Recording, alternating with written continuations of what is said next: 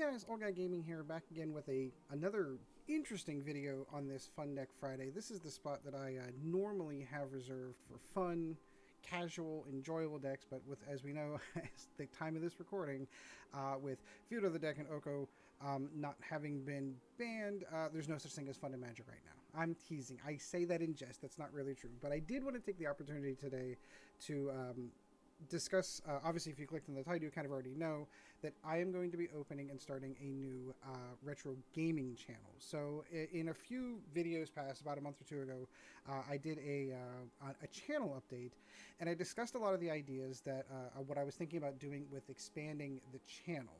And for those, with how this is relevant to you, the viewer, is that I took a lot of the feedback and said these are a lot of good ideas, and I want to do some of these.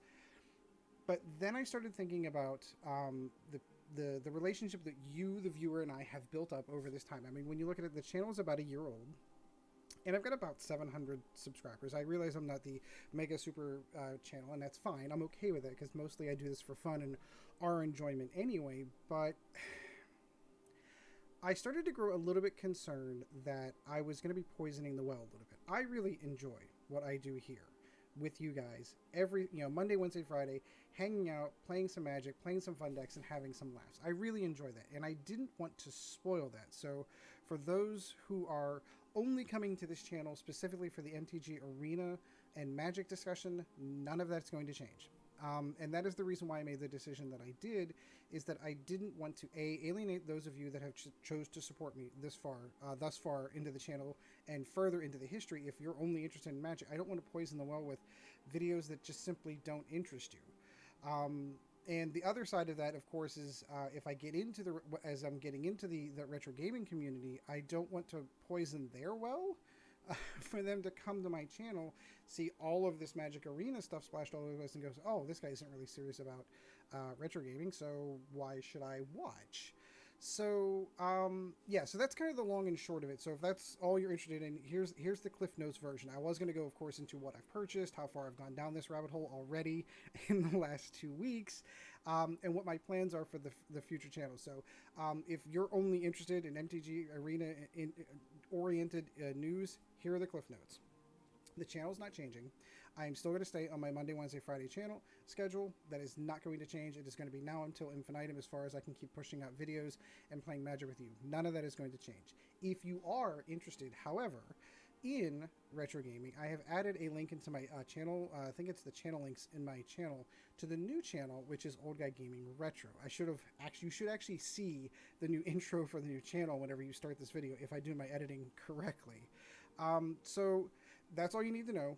And if that's all the further you want to know, now's a good place to stop. Thanks, subscribe. Always happy to see you guys, and then we'll see you on Monday with another MTG Arena video. But for those of you who are interested in what I did get and where I'm starting, let's kind of get into the story. So a few weeks, probably about 2 months back, actually, now that I'm thinking is I'm actually sitting down collecting my thoughts, probably about 2 months back, my son got really, really excited the fact that Link to the Past was coming out on the Switch. And he really liked the game. He liked the idea of playing the game, but he kind of was giving me the idea. He's like, it doesn't look the same. Like all the videos I'm seeing online, it's just not the same. And I'm like, well, that was on like the old NES, man. I mean, that's an old gaming system. And he's like, well, I think I'd really like to enjoy playing the old games. And this kind of like fired that spark of imagination with me. I am, of course, in my 40s, and all of the cool stuff that I used to have as a kid, I've kind of sold off and gotten rid of along the way. I got rid of all of my original paper Magic collection. I don't know if I've ever mentioned that before. So all the stuff I have is more recent. I did keep a few things that are a little pricey that I didn't want to let go, and I'm glad I didn't, and I don't think those are going anywhere anytime soon. But like a vast majority of the stuff of my Magic stuff went whenever I got married, because we didn't want to keep moving stuff around. Then I wasn't playing the game much back then. I got rid of my old Atari. I got rid of my old NES, my Super NES, my Genesis. All of those things over time just kind of floated away into, hey, we kind of need money. What you do whenever you are young and married and you're not well established in your career just yet. But this conversation sparked an itch inside of me going, ooh, I really remember playing those old games, and I really remember enjoying those old games, and I think the kids might enjoy them too. Now, if you can look, here, I'll go this way. if you can look behind me, I have some of the like the Atari flashback and the Sega Genesis version of a flashback that had came preloaded with games, and they were okay. I felt that the emulation was kind of rough on them, and they only had 30 games, and of those 30 games, you really only wanted to play 2 or 3 of them because the other games they gave you were kind of crap. Same thing with the Genesis, all the same issues. So we started down the route of discussing maybe doing a RetroPie kind of thing. Go out and get yourself, because I am a bit of a tech guy. So going out, getting a RetroPie, putting it into like an old classic NES case and preload it with 8,000 games, like do one of those things. And that sounded like a cool idea because it was a tech project and B, kind of a retro gaming project. And then that would have been it. That would have been the end of it. And it probably would have ended right there until I happened upon this. Now, for those of you that know what this is an Atari 2600 Vader. This is the fourth, 1, 2, 3. This is the fourth console that Atari put out. This is the one they put out the mass productions of. And I came across this in the box. The only thing it doesn't have is the 2 games that were supposed to be in here, though. But it even has like the warranty card and all of that stuff. And I wanted it. I wanted it, and it started this conversation of, I want to do that, and I want to get the old console. So bought it, got a couple of games, only just like 2 games just to pick it up, just to see how the kids would react to having this old clunky gaming system. We have a PS4 upstairs. That's what they're used to gaming on. My son has a Switch. Those are the consoles that they're used to playing on. So, but it was like magic to me. Like not Magic the Gathering, like magic to me. To sit down and watch my kids who had never held a controller that looks like this had ever picked one of those up. But it was interesting in post-effect to hear my kids talk about it. Where like some of the games that they really, really enjoyed. They really enjoy Minecraft, and the graphics aren't that particularly like high-end AAA title graphics on those games. They really liked Undertale. Like they really liked Five Nights at Freddy's. Like these games where the graphics aren't necessarily the driving part of the game, but whether or not the game was fun or not. And they've had a blast. Every night, or pretty much every other night, I get the request from a child, can we break out the Atari and can we play? Sure, absolutely. So we have been playing quite a bit of the old retro games. My collection went from 2 games that I picked up with a console. I'm sitting here at like 21. Here are some of the stuff I just recently picked up this week, today. I got myself a copy of Miss Pac-Man. You have to have a copy of Pitfall if you're going to own an Atari. And Star Master, one of my favorites. Activision, I recognize, is a little bit in trouble now for all of their... and wait, one more. I forgot about this other one, too. Of course, you have to have River Raid. You have to have River Raid. So anyway, long story short. I'm trying not to make this one too long to kind of take it easy on you on a Friday. So long and short of it, anytime I do anything interesting like this, the seed pops into my head with, I wonder if I should do something like this on the channel. And I elected, as discussed before, I didn't want to poison the well with the MTG Arena channel. I like where it's going. I'm happy with it. I've gotten to the point, like, it's automatic for me. I record my 3 videos over the weekend, do all the editing during the course of the weekend during the weekend, hopefully, if I do my job right. Have everything edited and uploaded by Sunday night, and then I can play Arena during the course of the week. So now what I'd like to do is I'd like to fill in just one day a week at least to start, on retro gaming. And I'm going to be doing like game reviews and playthroughs and hey, this is the stuff I bought this week, and let's kind of like a look at all the cool stuff that we found at this garage sale, like all of that kind of stuff that goes into the collecting of retro gaming. So that is the genius for why I wanted to go. So I wanted to go with a separate channel that was not interfering with the stuff that we're doing here together, and having its own life of its own. So wherever that one goes, whether it does well or doesn't, it doesn't matter. I think I've gotten to the point like where we're recording these videos for these. This is super easy for me. It's become second nature. I've done podcasting in the past for years. Check out the Lack of Focus X-Wing podcast if you're super interested.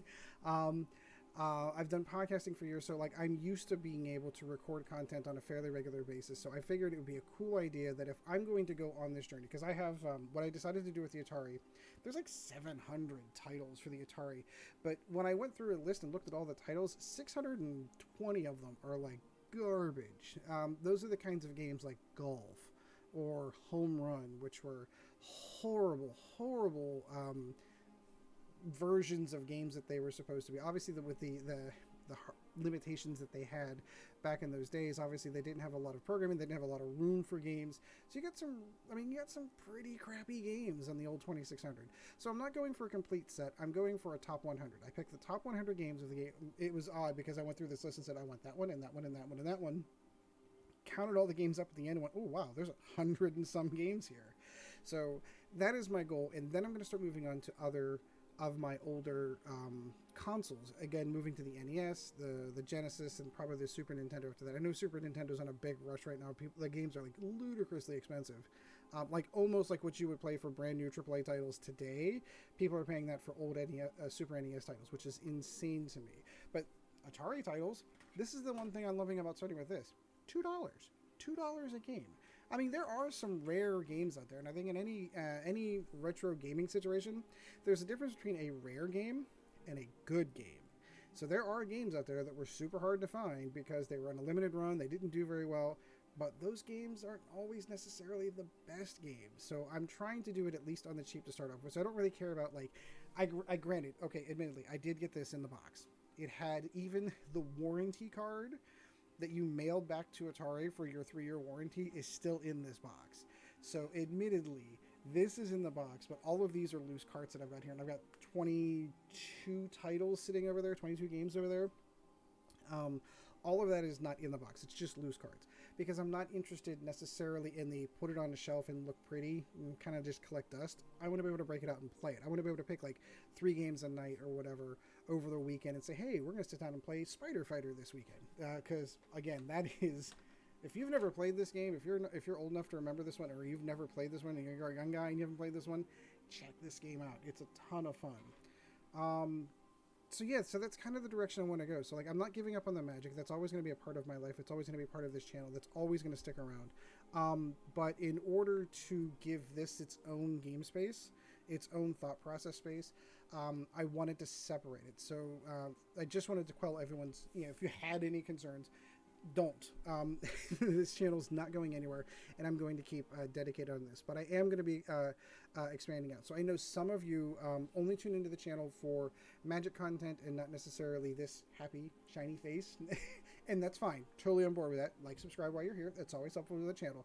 But there are some of you that I know that I've had interactions with, and you tune in kind of just for me, which is, first of all, heartwarming. That's so sweet, and thank you. So for those of you who are just kind of interested in watching me play games, hop on over. Old Guy Gaming Retro, give that a look. Maybe it might not be up your alley whenever I'm doing the Atari games. At some point in time, I'm going to run out of the easy, low-hanging fruit on the Atari games, and I'm going to be like, okay, so I'm either spending $20 to $40 on an Atari game that I want, or I'm buying an NES console and I'm going to go start buying those. So I'm going to be reaching that decision relatively quickly if I keep this up. So anyway, that's the update. If you're interested, like, subscribe to the new channel as well, Old Guy Gaming Retro. There is going to be a link in the description down below, and let me know what your thoughts are. If it's something you're interested in, please let me know. If not, stick around because I'm still going to be doing this. This isn't going anywhere. So I think that kind of covers it. If there's any other questions you guys have, drop them in the comments down below. I'll be happy to answer. So until Monday, when hopefully, Field of the Dead and Oko are no longer a thing in the meta. Until then, we'll see you in the next video, guys, and we will always see you in the arena. This video was brought to you in no small part by our patrons. If you would like to help out the channel, go to www.patreon.com/oldguygamingmtga, and thank you for your support.